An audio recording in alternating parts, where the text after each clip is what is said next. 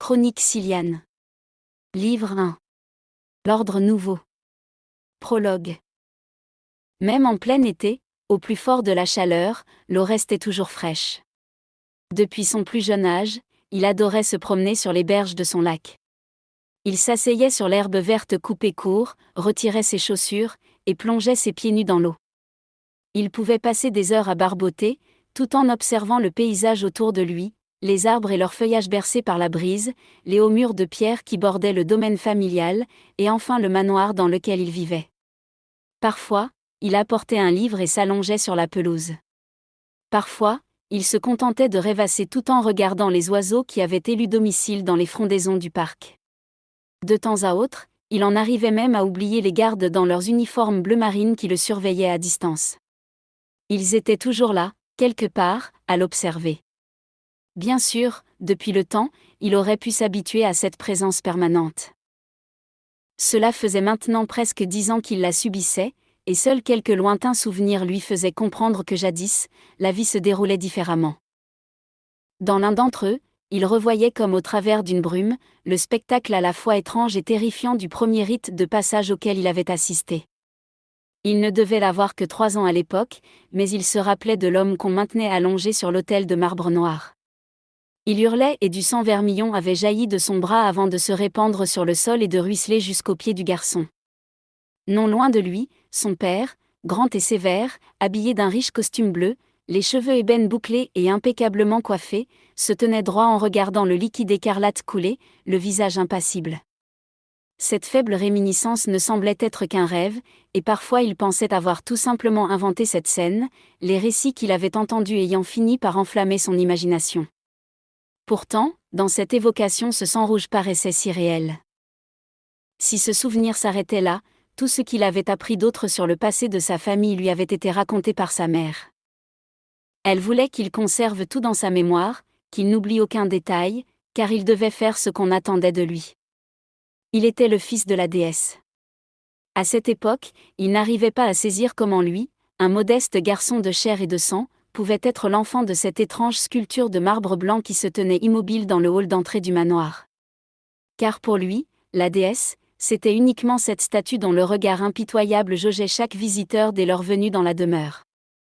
En grandissant, il comprit que sa famille ne vouait pas un culte sans faille depuis des générations à un simple objet de décoration, mais à un être supérieur, immatériel et très puissant. Malgré tout, un détail le perturbait. Sa mère lui avait expliqué que leur divinité voyait à travers les yeux de la sculpture, et que lorsqu'elle n'appréciait pas un nouvel invité, des éclairs jaillissaient de ses doigts de marbre pour foudroyer l'impudent qui osait pénétrer sous le toit de ses plus fidèles serviteurs. Le garçon n'en avait jamais été le témoin, malgré le fait que, depuis des années, le manoir se trouvait en permanence envahi de visiteurs indésirables. Il avait souvent souhaité que la déesse manifeste ses pouvoirs, et terrasse les agents de la Confédération qui les maintenaient, lui et sa mère, sous une constante surveillance. Il les haïssait au plus haut point depuis qu'il avait été en âge de comprendre que cette satanée confédération, dont il ne savait presque rien, portait la responsabilité de la mort de son père. Cette rancœur le poussait à échapper régulièrement au contrôle dont il faisait l'objet. Au fil du temps, c'était devenu de plus en plus facile, non seulement parce qu'en grandissant il avait réussi à perfectionner ses différentes techniques pour passer inaperçu, mais aussi pour la bonne et simple raison que leurs gardiens réalisaient de moins en moins bien leur travail. Ces derniers considéraient cette routine sans intérêt comme une punition à subir. Quel danger pouvait donc représenter un enfant et une femme assignés à demeure de façon permanente ? Un agent de la puissante Confédération des planètes avait d'autres tâches à accomplir, bien plus importantes et gratifiantes que celles-ci.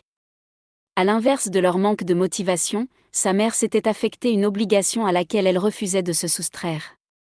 Elle passait la majeure partie de son temps à enseigner à son fils tout ce qu'il devait savoir sur leur culte. Elle lui avait fait apprendre par cœur l'intégralité du rituel de la cérémonie d'acceptation, la pratique qui permettait aux nouveaux adeptes de pénétrer dans la foi.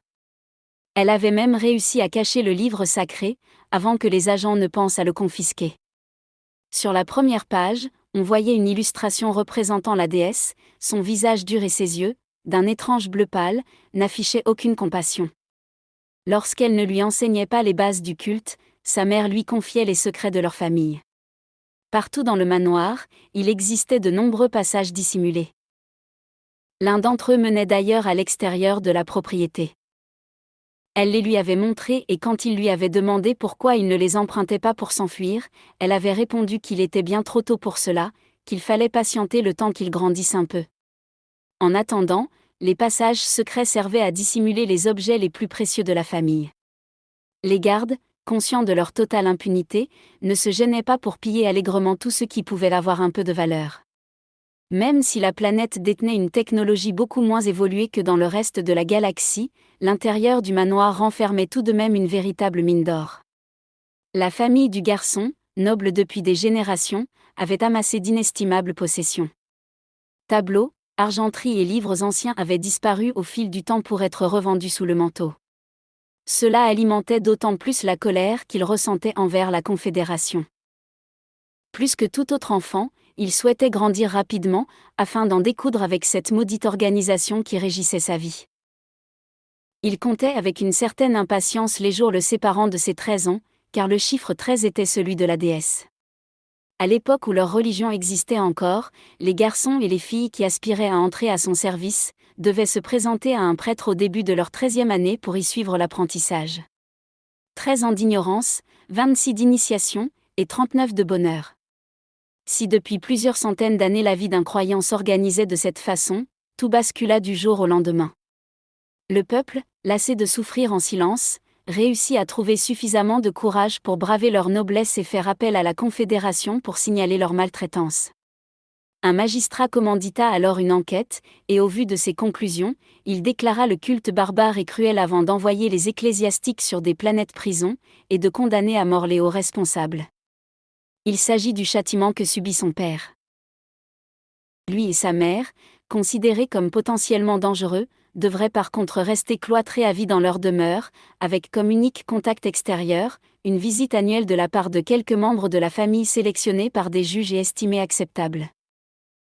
Chaque année, à l'occasion de son anniversaire, il avait donc le plaisir de voir son oncle, sa tante et sa cousine.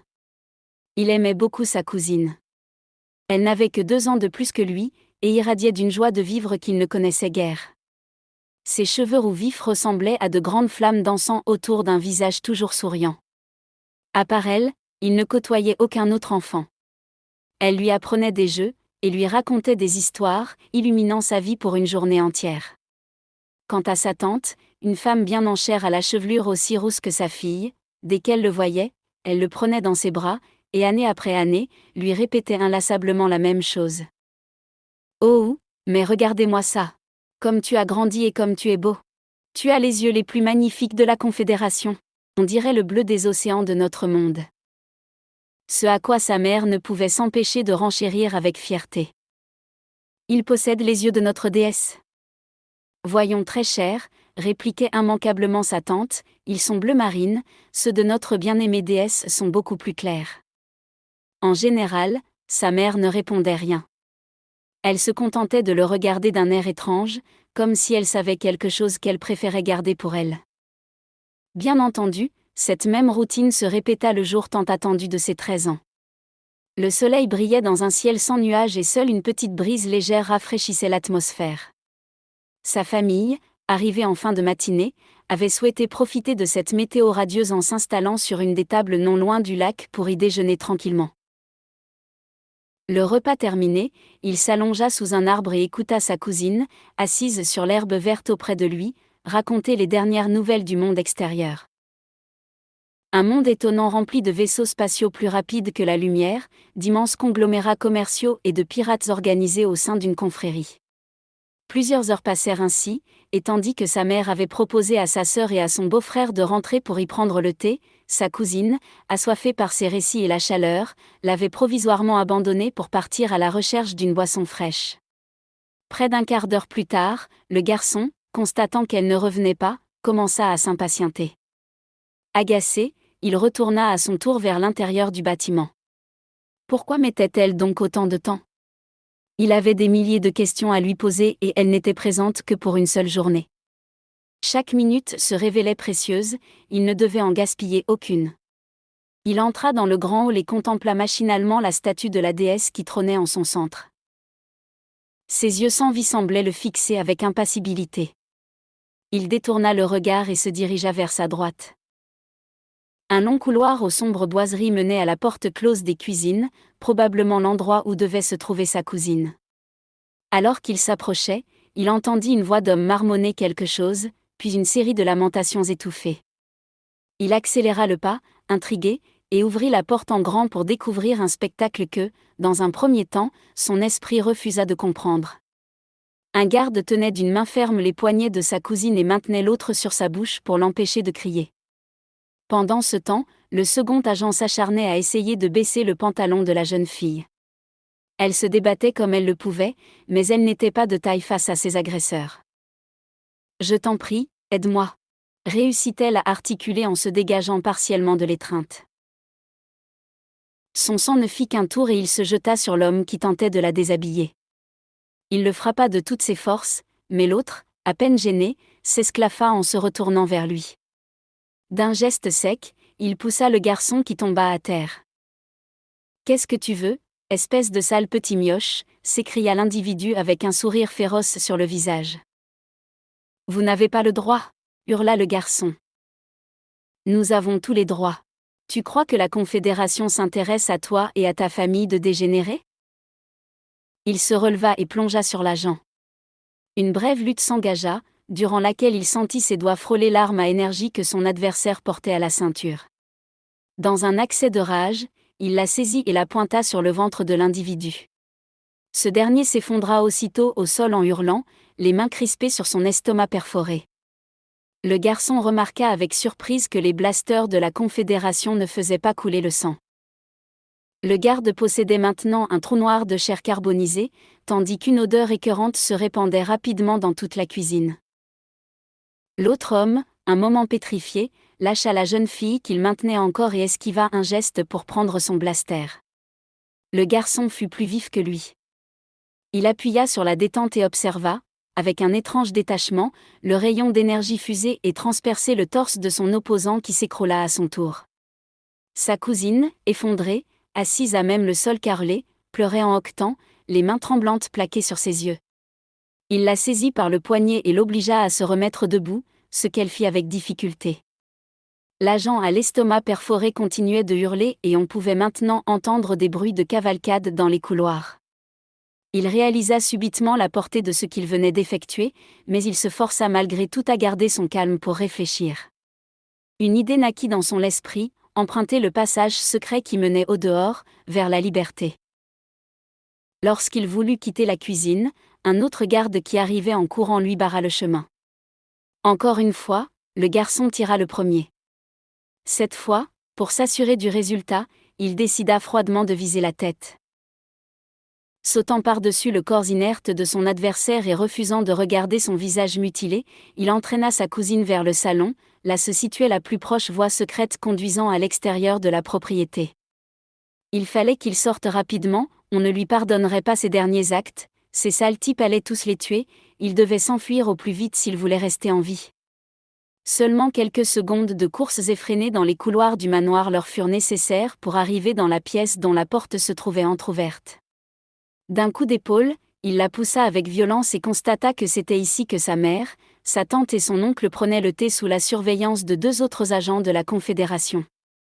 En voyant le garçon débouler l'arme au poing, ils sortirent aussitôt leurs propres blasters et visèrent. Sa mère horrifiée se leva d'un bond dans un réflexe inconscient pour s'interposer. Ce fut elle qui reçut les tirs des gardes, et elle s'effondra, morte avant même d'atteindre le sol. Toujours avec un étrange détachement comme si tout cela ne le concernait plus vraiment, il fit feu à son tour, toucha l'un des hommes, mais rata l'autre. Sa tante, stupéfaite, réalisant à peine que sa sœur venait d'être tuée devant elle, resta assise, les yeux exorbités, et incapable d'émettre le moindre son. Puis, elle plaqua ses mains contre sa bouche, horrifiée, ne pouvant rien faire à part fixer le corps sans vigisant sur le parquet.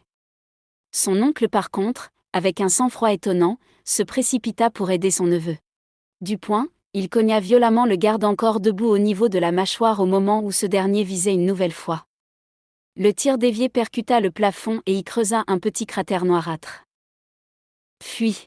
hurla son oncle en essayant de maîtriser son adversaire. « Va-t'en ! Vite. Tandis que sa cousine avait trouvé refuge dans les bras de sa mère, il se hâta vers l'entrée du passage secret. Grâce à un faux livre caché dans la bibliothèque, il en actionna le mécanisme d'ouverture. Ce dernier fit pivoter un pan entier qui dévoila un couloir sombre. Il en franchit le seuil, et sans attendre que le meuble retrouve peu à peu sa position initiale, il poursuivit sa fuite. Il descendit plusieurs marches à la volée jusqu'à atteindre un long tunnel directement creusé sous terre. Il courut ainsi sur plusieurs dizaines de mètres, n'osant ni s'arrêter ni regarder derrière lui. La pénombre le força bientôt à ralentir. Quelques petits puits de lumière lui permettaient de voir où il mettait les pieds, mais il n'arrivait pas à distinguer les détails de ce qui l'entourait. Une odeur désagréable flottait dans l'air, au sol, de nombreuses flaques d'eau croupissaient, tandis que çà et là, des racines rendaient la progression difficile. L'humidité et le froid transformaient la terre des murs en une texture visqueuse, et après les avoir frôlés de la main à plusieurs reprises, le garçon fit tout son possible pour éviter un nouveau contact. Ils avaient quelque chose de répugnant, comme si ces parois constituaient l'intérieur d'une bête immonde, sale et gluante. Au bout de plusieurs minutes, le souffle court, il vit la sortie partiellement dissimulée par la végétation. Avec difficulté, il se fraya un passage vers l'extérieur. Il se trouvait à présent dans la forêt qui jouxtait la propriété, et d'après ce qu'il constatait, il n'y avait pas de danger immédiat. Aucun bruit ne parvenait du tunnel derrière lui. Les agents ne semblaient pas avoir remarqué le mouvement de la bibliothèque. Par prudence, il décida tout de même de s'éloigner, et s'enfonça vers le cœur de l'étendue boisée. Il marcha ainsi, sans but, pendant plusieurs heures. Il avait l'impression de tourner en rond, mais n'en était pas totalement sûr. Dans sa tête, il se repassait sans cesse les images des événements qu'il venait de vivre.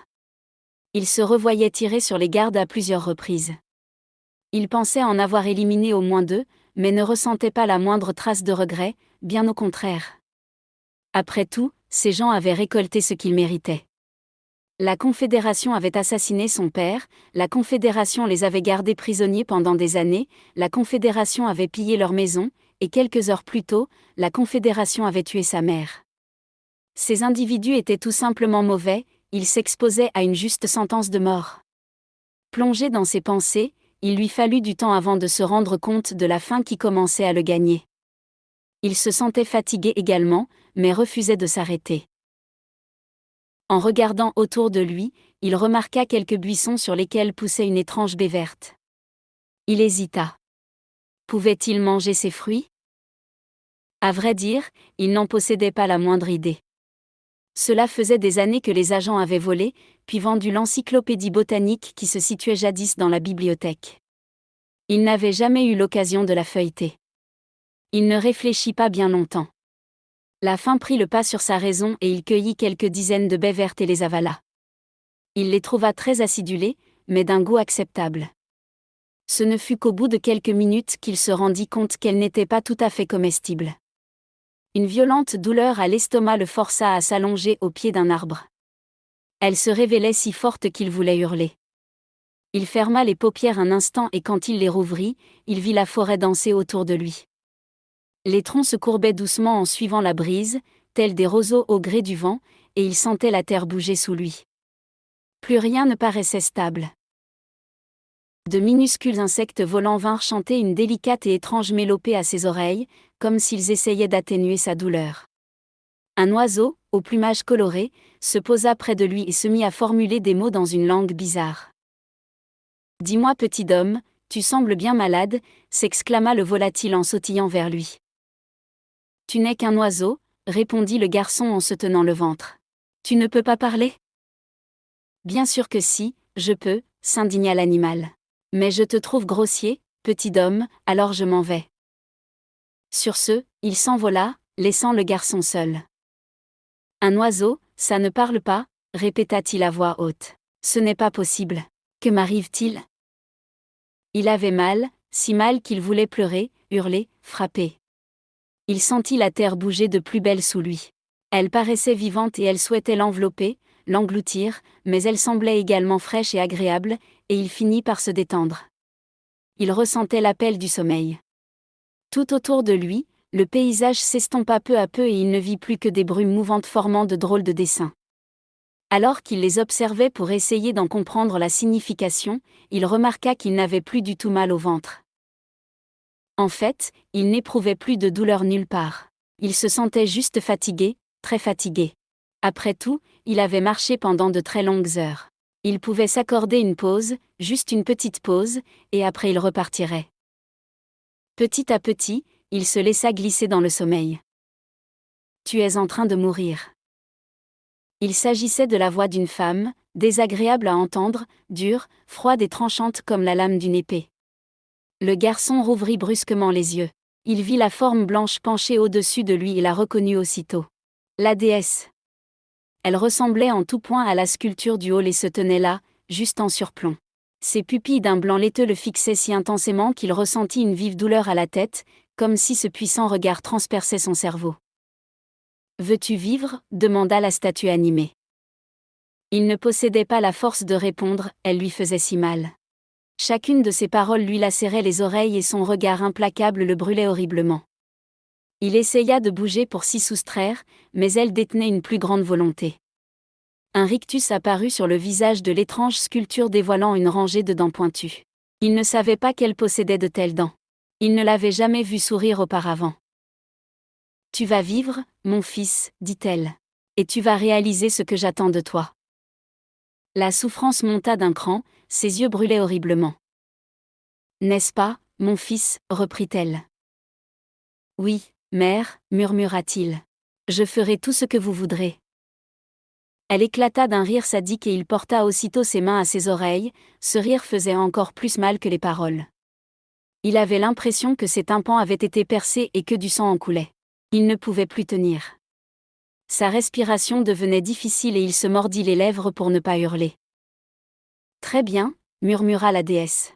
Voici ce que j'attends de toi.